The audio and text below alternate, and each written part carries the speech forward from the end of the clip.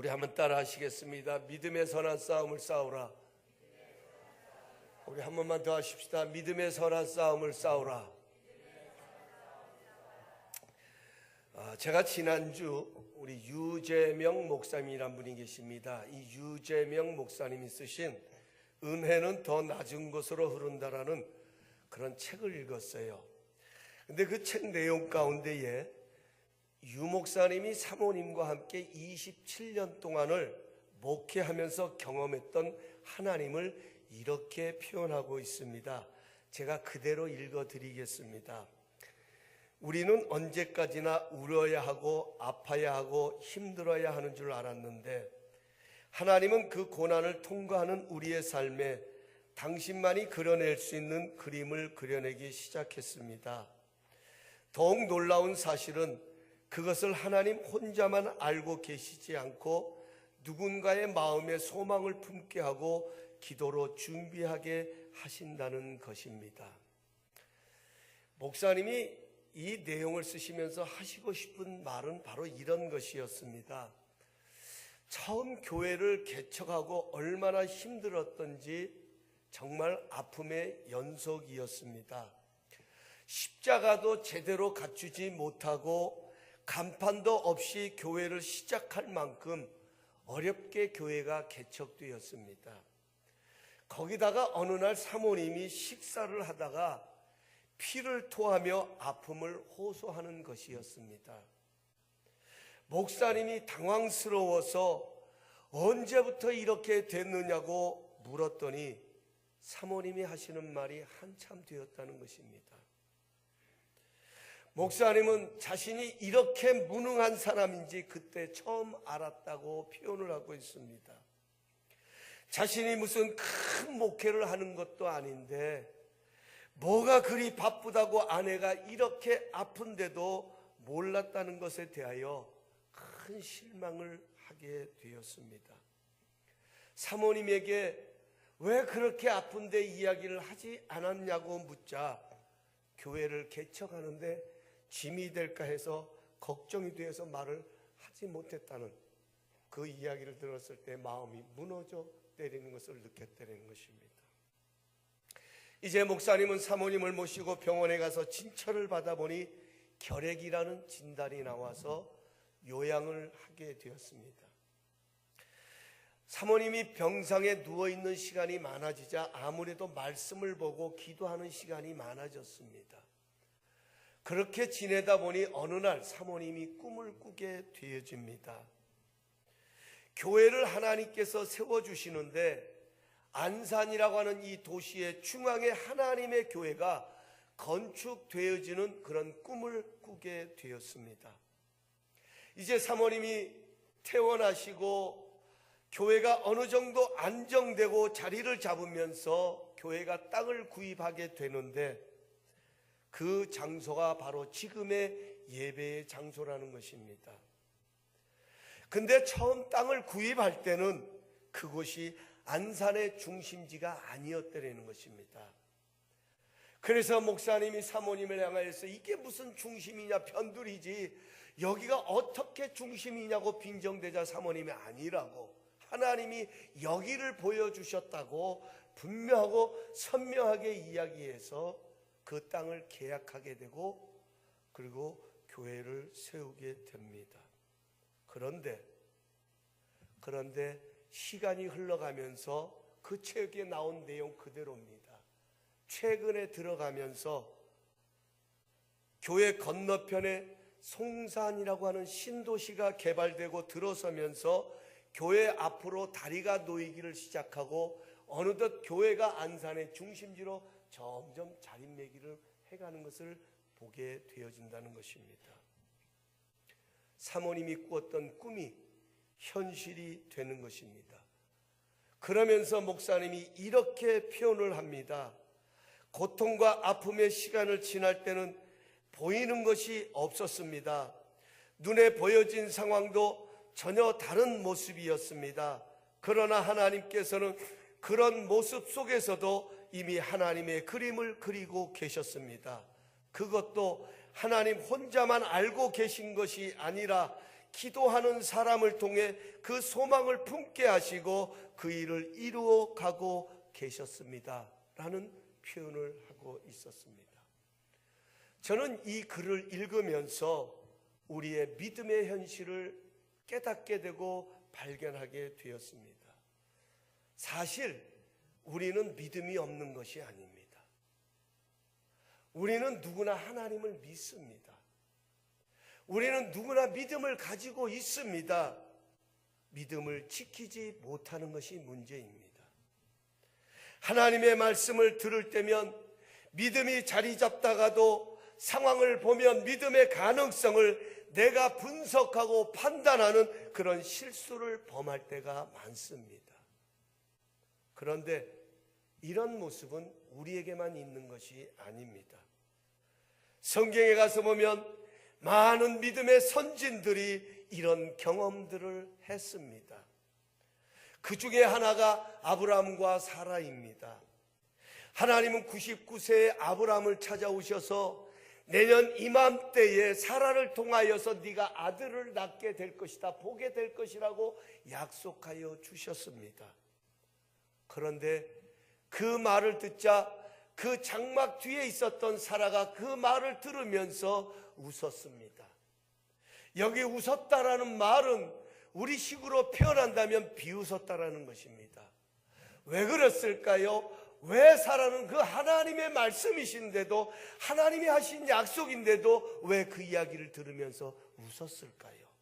그 이유는 아이를 낳을 수 있는 능력이 이미 끊어졌기 때문입니다.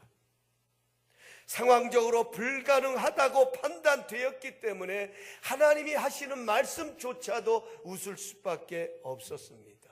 하지만 하나님의 대답은 간단했습니다. 하나님의 약속의 말씀을 듣고 상황 때문에 웃고 있었던 사라를 향하여, 아브라함을 향하여 하나님이 들려주셨던 말씀은 딱 하나였습니다. 여호와께 능치 못한 일이 있겠느냐? 여호와께 능치 못한 일이 있겠느냐는, 이 말씀은 하나님에게 있어서 불가능한 일이 있겠느냐는 것입니다. 여러분, 여기에 대한 대답은 여러분 무엇이라고 답하실 수 있겠습니까? 우리가 의심이 자리 잡을 수 있습니다. 상황적으로 보면 불가능합니다. 꿈을 꾸기는 꿉니다. 그러나 내 현실은 그 꿈을 이루어가기에는 너무나도 그 꿈과는 멉니다. 그때 하나님이 들려주신 말씀, 하나님께 불가능이 있겠느냐고 물으실 때 여러분 뭐라고 대답하시겠습니까? 맞습니다. 하나님, 상황은 도저히 어려워요. 하나님, 아닙니다. 상황 고맙습니다. 하나님이 나를 향하여 그렇게 축복하시려는 거 감사한데요, 상황이 너무 힘들어요. 안 돼요. 하나님, 하지 마세요. 그렇게 대답하시겠습니까? 아니면 하나님이 여호와께 불가능이 있겠냐고 말씀하실 때 아멘 하시겠습니까? 그런데 우리가 놓치지 말아야 할 중요한 것은, 이렇게 능치 못하신 하나님의 역사가 어디서 시작됩니까? 그것은 꿈에서 시작됩니다. 하나님은 꿈을 꾸게 하셨습니다. 도저히 불가능하다고, 아니 엉뚱한 옆에 있는 사람에게 꿈을 꾸게 하신 것이 아니라, 하나님이 선택한 어떤 사람에게 꿈을 꾸게 하신 것이 아니라, 불가능하다고 생각했던, 아니 이미 끝났다라고 생각했던 아브라함과 사라에게 꿈을 꾸게 하십니다. 여호와께 능치 못함이 없다. 하나님은 모든 것을 하실 수 있다. 그들에게 꿈을 주십니다. 그들에게 소망을 주십니다. 그리고 그것을 믿음으로 바라보게 하십니다. 여러분, 꿈의 위대함이 바로 그거예요. 꿈이라고 하는 것은, 믿음이라고 하는 것은 바라는 것들의 실상이라고 말씀하십니다. 바라는 거예요. 내가 할 수 있어서가 아니라, 모든 것이 가능해서가 아니라, 아니요, 상황은 불가능할 수 있지만 그 불가능한 상황 속에서도 우리 유 목사님이 말씀하셨던 것처럼 불가능한 상황 속에서도 그림을 그려가시는 하나님의 역사를 바라보면서 꿈을 꾸는 것, 믿음으로 바라보는 것, 이것이 선한 싸움입니다.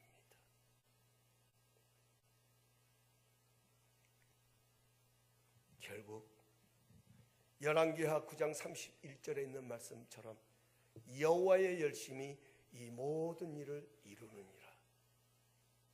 내 노력 때문에 그것이 되는 것이 아니라, 내 능력 때문에 그것이 되는 것이 아니라, 우리를 사랑하시는 하나님의 열심이, 멈추지 아니하는 하나님의 뜨거운 사랑의 열정이 그 모든 일을 이루어 가시기 때문에 우리는 믿음의 선한 싸움을 싸워가야 합니다.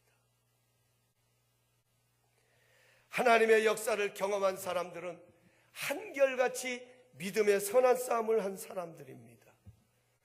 디모데후서 4장 7절 8절 사도 바울은 이렇게 말합니다. 내가 선한 싸움을 싸우고 달려갈 길을 마치고 믿음을 지켰으니 이제 후로는 나를 위하여 의의 면류관이 예비되었으므로 즉 곧 의로우신 재판장이 그날에 내게 주실 것이니 내게만 아니라 주의 나타나심을 사모하는 모든 자에게니라. 할렐루야. 여러분, 가장 중요한 것은 믿음을 지키는 거예요. 아무리 내가 열심히 달려도, 아무리 내가 애써도 믿음을 잃어버리면 다 소용이 없는 거예요. 믿음을 지켰기 때문에, 믿음을 붙들고 달렸기 때문에, 믿음의 선한 싸움을 싸웠기 때문에 이제 후로는 하나님께서 영화로운 면류관으로 내게 상급을 주실 것이 되는 거예요. 내게뿐만 아니라 그 하나님의 영광의 나타나심을 사모하는 모든 자들에게, 다시 말하면 믿음을 지킨 모든 자들에게 하나님은 그 역사를 이루어 주실 거라는 거예요. 사랑하는 성도 여러분, 꼭 기억하십시오. 하나님은 은혜를 베푸시는 분이세요. 그러나 사탄은 그 은혜를 빼앗아가려고 합니다. 하나님은 복 주시기를 기뻐하십니다. 그래서 좋으신 하나님이십니다. 그러나 사탄은 그 복을 빼앗아가려고 하는 거예요. 그래서 믿음의 선한 싸움을 싸우라고 말씀하고 있는 것입니다. 그럼 어떻게 믿음의 선한 싸움을 싸워야 할까요? 오늘 본문에 가서 보면 사도 바울이 영적인 아들인 디모데에게 우리가 함께 봉독했던 것처럼 그를 향하여서 너 하나님의 사람아 이렇게 부릅니다. 무슨 말인가요? 너는 하나님의 사람이라는 거예요. 오늘 이 자리에 계신 여러분들은 하나님의 사람입니다. 너 하나님의 사람아, 하나님의 사람답게 믿음의 선한 싸움을 싸우라고 강조하고 당부하면서 어떻게 믿음의 선한 싸움을 싸워야 할지 세 가지를 일러주고 있습니다. 첫 번째로 가서 보면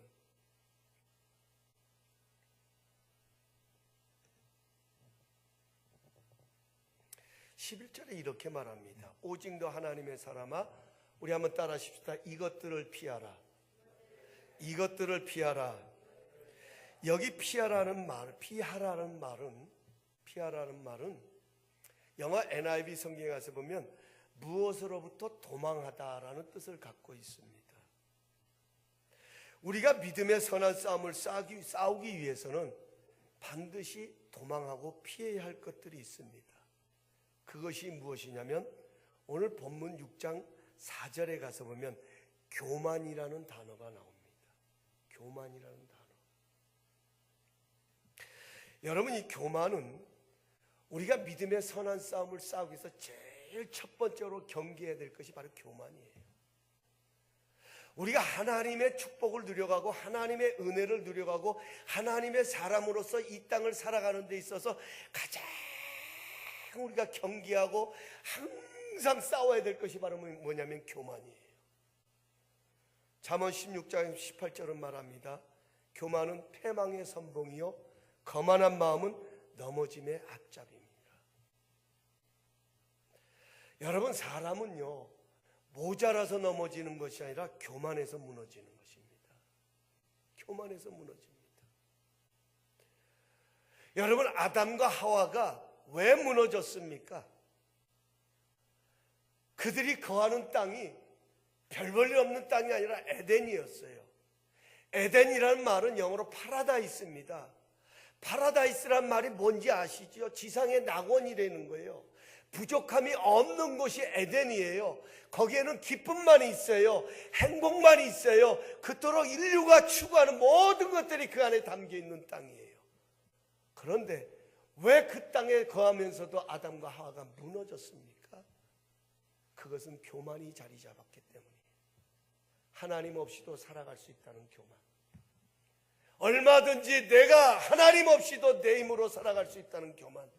아니 이것 아니더라도 얼마든지 할 수 있다는 그런 생각들, 그런 마음들을 사단이 갖다 집어여 준 거예요. 그래서 하나님 없이도 살아갈 수 있다는 그 증거가 뭡니까? 하나님의 명령을 불복종하는 거예요.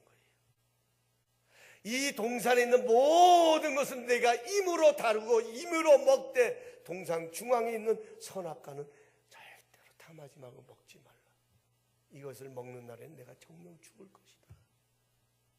여러분, 이 선악과는요 다른 것 아니에요.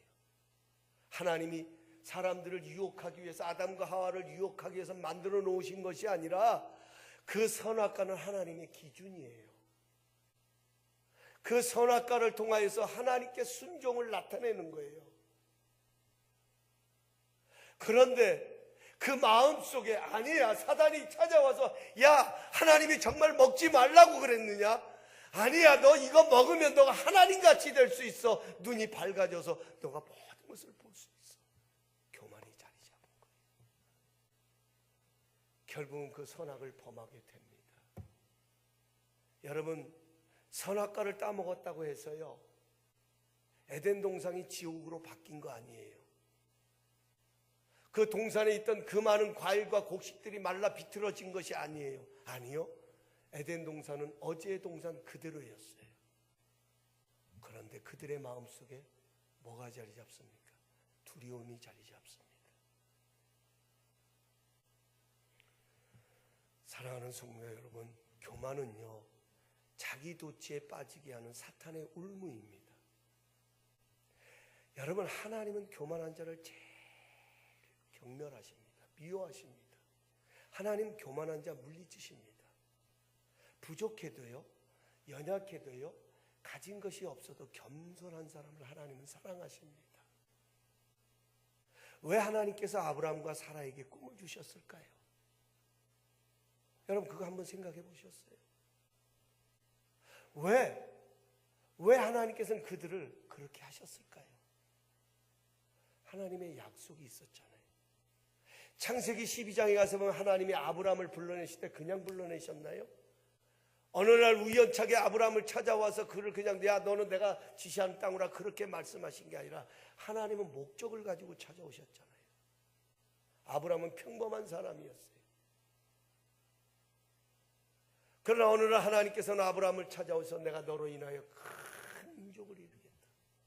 너로 인하여 복의 근원이 되게 하시겠다.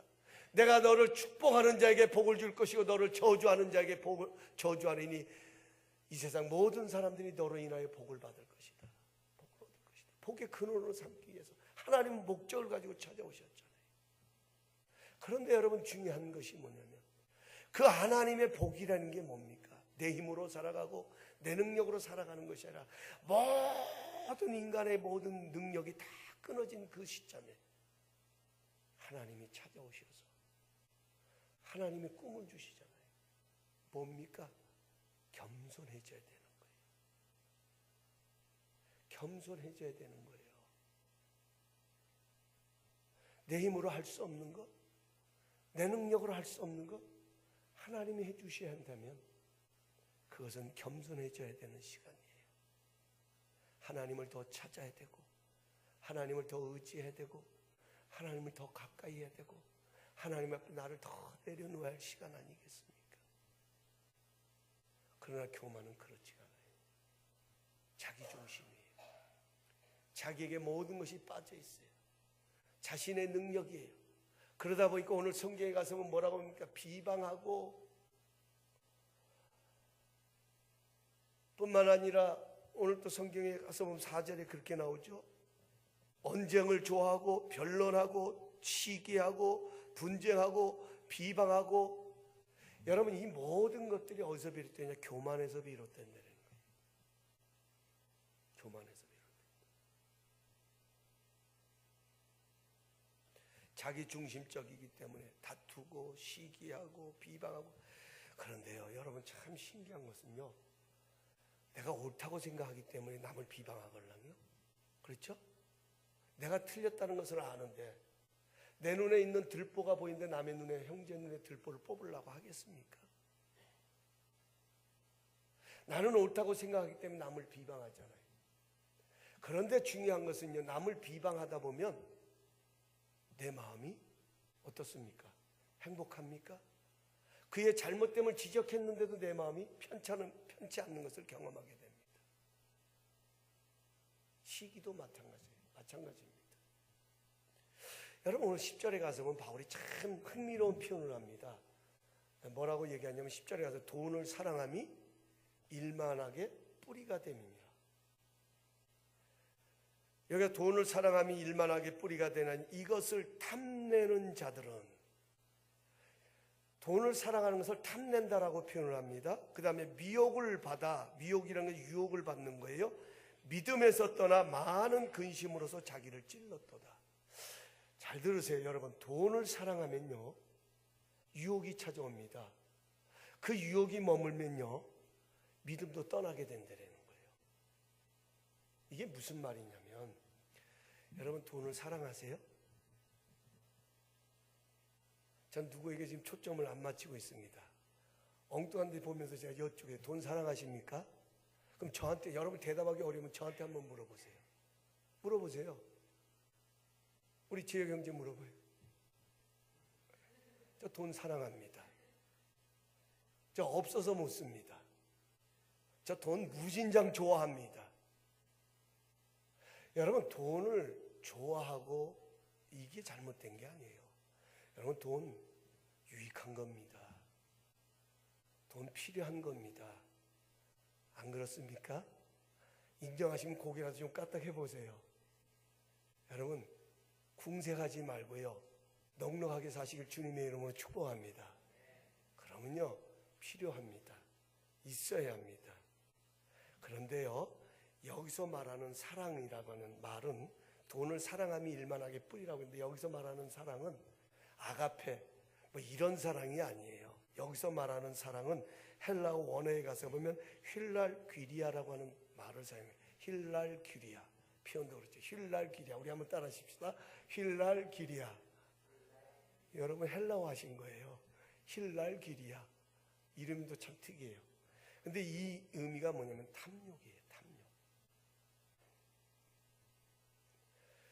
다시 말하면 돈을 가치 있게 사랑하는 것은 괜찮아요. 그건 유익해요. 문제는 욕심으로 사랑하는 것입니다. 욕심으로 사랑하는 것. 여러분 욕심이 뭔가요? 우리 욕심 잘 알잖아요. 욕심은 가져도 더 가지고 싶은 거예요. 왜 욕심이 자리 잡습니까? 주어진 것에 만족하지 못하기 때문에, 자족하지를 못하기 때문에 그런 겁니다. 지금 내게 주어진 것에 감사하지 못하고 더 가지려는 욕심 때문에 탐욕이 자리를 잡습니다. 문제는 잘 들으세요. 탐욕이 자리를 잡는다고 해서 돈이 모아지는 게 아니에요. 욕심을 갖는다고 해서 그만큼의 모든 것이 채워지는 것이 아니에요. 만약 탐욕이 있고 욕심이 있어서 그 필요한 것들이 우리에게 소유할 수 있다라고 하면 여러분 욕심 가지세요. 정말이에요. 탐욕을 가지세요. 오늘 이 시간부터 여러분 돈에 대해서 욕심을 갖고 살아가세요. 만약 그렇게 해서 모을 수 있다면, 그렇게 해서 가질 수 있는 것이라면 그렇게 하시라는 거예요. 그러나 아니요, 욕심이 자리를 잡는 순간 패망에 이르기 시작합니다. 신명기 8장 18절은 이렇게 말씀합니다. 내 하나님 여호와를 기억하라. 다시 말씀드립니다. 내 하나님 여호와를 기억하라. 그가 내게 재물 얻을 능력을 주셨습니다. 여러분, 돈 버는 사람들은요, 돈이 따라옵니다. 그렇죠? 돈을 안 벌어보셔서 모르세요? 저는 돈을 벌어봐서 알아요. 지금도 저는 돈을 벌고 있어요. 예, 저는 어디 가나 항상 돈이 따라옵니다. 그래서 돈 필요하신 분들은 절 따라오십시오. 그렇습니다. 돈을 쫓아가는 사람은요, 돈의 노예가 돼요. 그 돈 앞에 궁색해 줄 수밖에 없어요. 그러나 돈이 따라오는 사람은 그 돈의 가치를 알게 됩니다. 그래서 나눌 수 있고 베풀 수 있는 거예요. 여러분, 하나님께서 재물 얻을 능력을 주셔야 돈이 따라오는 거예요. 돈이 따라오는 사람들을 보면 그래서 당당합니다. 자신감이 넘칩니다. 궁색하지 않습니다. 저는 우리 모두가 이렇게 능력 있는 사람들이 되시기를 주의 이름으로 축복합니다. 네. 정말로 하나님께서 재물 얻을 능력을 주셔서, 제가 이 말씀을 준비하다가요, 한 사람을 떠올렸어요. 자꾸 제가 생각을 안 하려고 하는데 자꾸 생각이 나. 그게 누구냐면 우리 김영건 집사님이에요. 말씀을 준비하는데 저 김영건 집사님이 생각나요. 뭐가 생각나냐면 저분이 무슨 떼돈을 벌었다는 이야기가 아니라, 가만히 제가 한번 생각해, 왜 이런 생각이 떠오르는가 생각했더니 정말로 하나님의 은혜예요. 하나님이 능력 주셔서 하고 계시는 거예요. 물론 우리 모두가 마찬가지지만, 우리 모두가 그렇게 살고 있지만,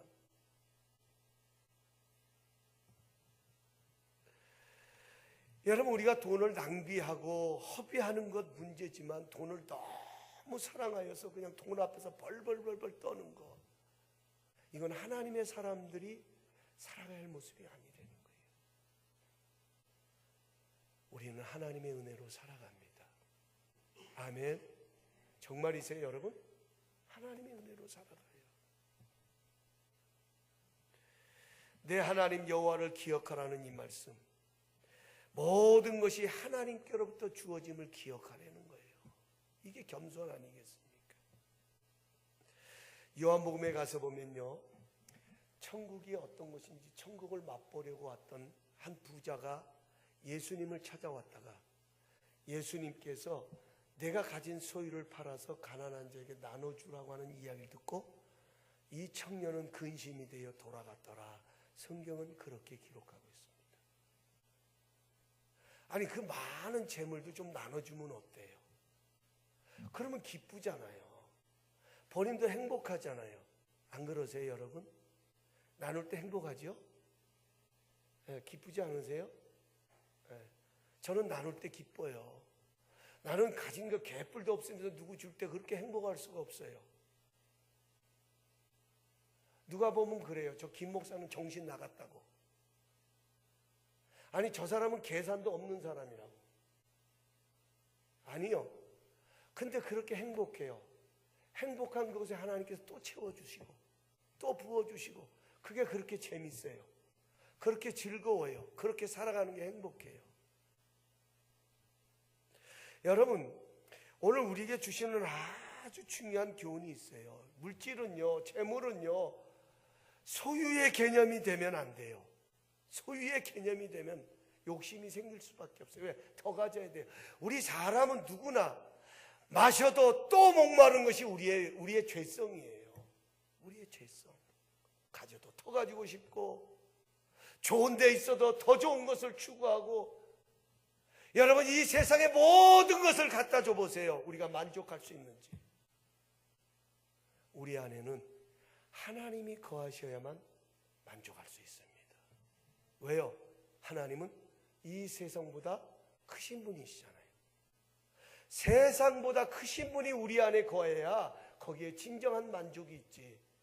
여러분, 이 세상에 그 어떤 것으로 가져다 보세요. 그 순간에는 좋을지 몰라도, 그렇게 큰 집에 살아도 좋을지 행복할지 몰라도 시간 지나보면 그게 그거예요. 여러분, 저희 집 이사한 지 한 달 됐습니다. 거의 한 달 돼갑니다. 처음에 이사할 때는 그렇게 좋았어요. 야, 뒷뜰에 그 나무들이 이렇게 높이 쏟아 있는 거 보면서요, 뒷마당에 잔디 보면서 그렇게 우리 집 식구들이 모일 때마다 너무 좋다고, 집이 옛날 집보다 더 좋다고. 근데 요즘은 그 소리가 쏙 들어갔습니다. 이게 우리입니다. 그게 그겁니다. 몇 번만 더 보면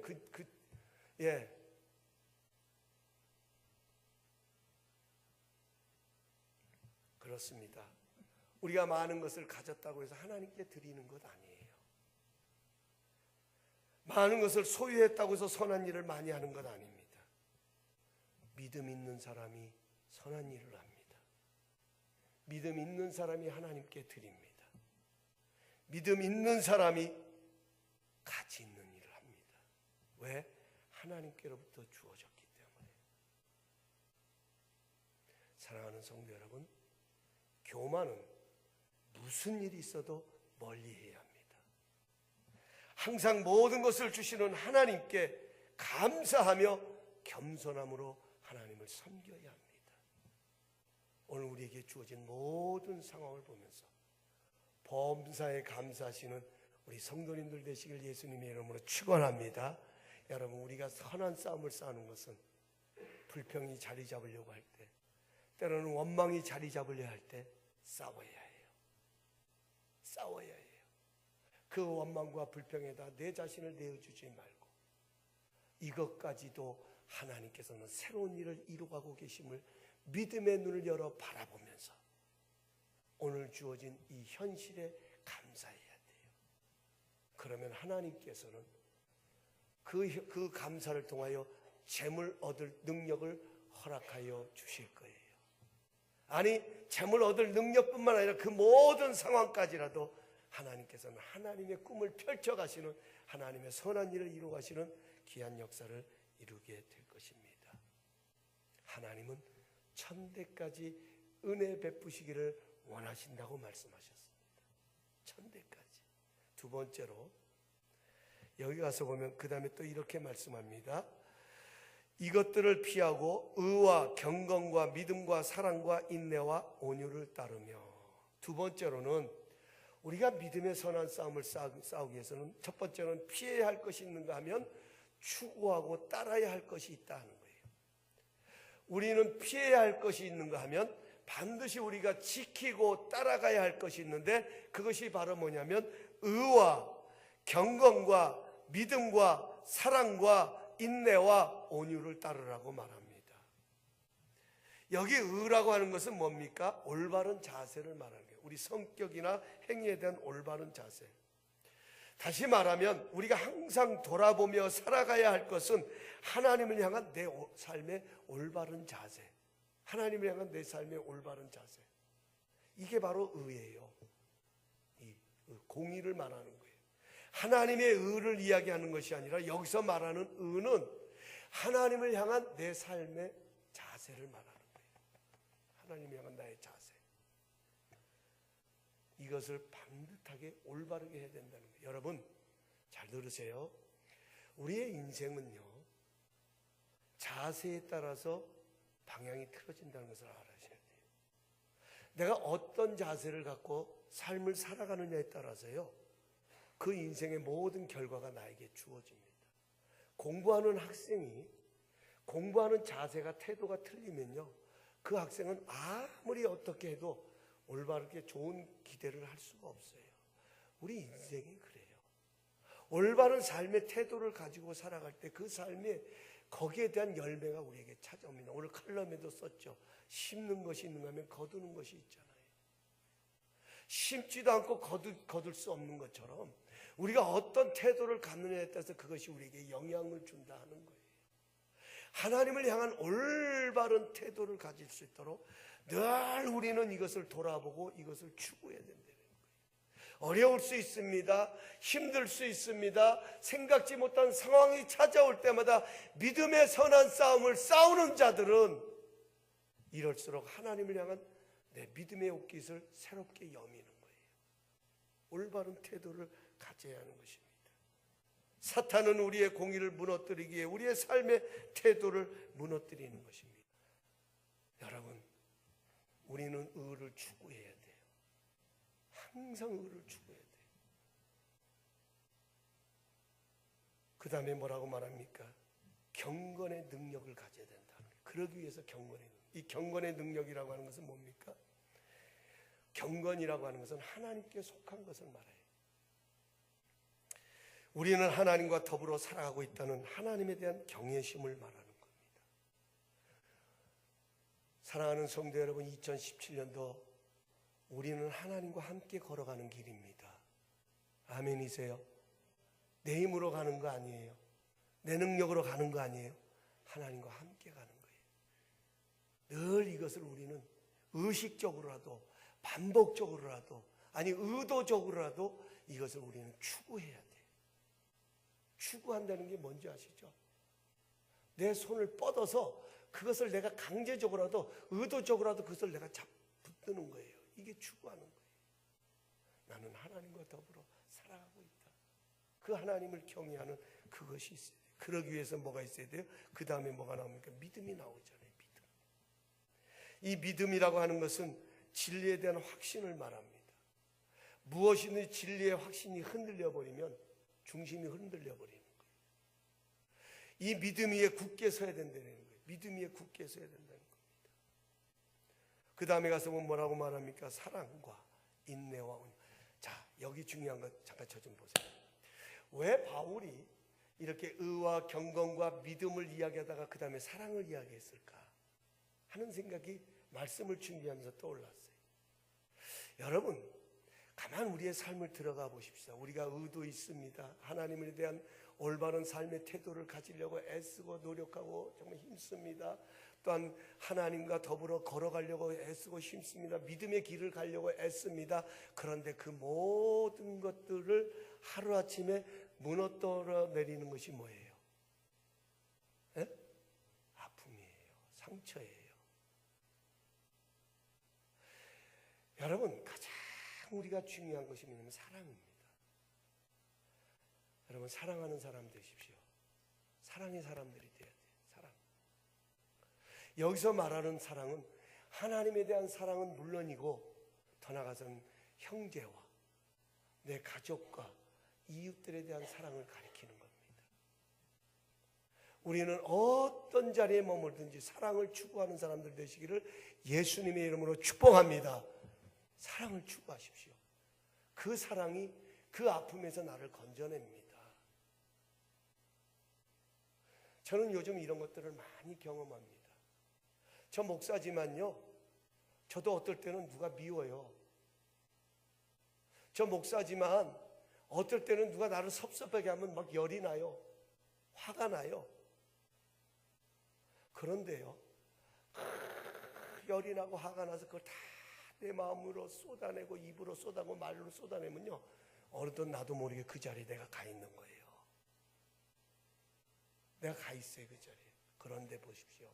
그런데 하나님께서 긍휼의 마음을 주시고 자비의 마음을 주시고 그를 이해할 수 있는 마음을 주시고 그도 그럴 수 있겠다는 그런 넉넉한 마음을 주시면 그때부터 어떻게 됩니까?